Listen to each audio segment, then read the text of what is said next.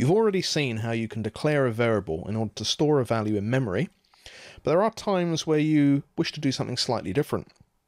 The variables that you've seen to date allow us to store a value and then change the value that's assigned to that variable.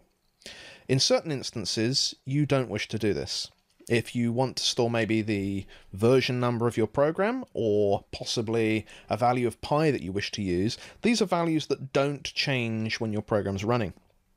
Instead of using a variable, you're better off using a constant, mainly because the constant provides a little bit of protection to prevent you from accidentally writing a value over the top of that variable. And in addition, it allows the compiler to optimize your program for better performance or better memory management. Declaring a constant is very similar to declaring a variable. If I have maybe a boolean, and I'm going to call this isChecked, I'm going to initialize the value to false. As seen previously, I can write the value out to the console, and then I can change the value. I'm going to set this to true, and then again I'm going to write it out. Building the application, you can see first of all the value is false, and then the value is true. Now I've just demonstrated changing the value at runtime.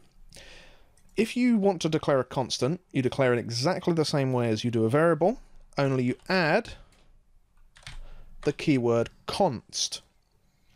So instead of just saying data type, name or identifier, assignment value, you say const modifier, data type, name, assignment value.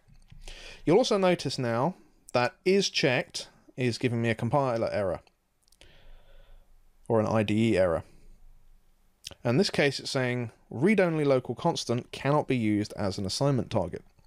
What this means is that this has been declared as a constant and we're trying to write a value to it, and that's not allowed. So the compiler will warn you, or the IDE will warn you when you try and do this.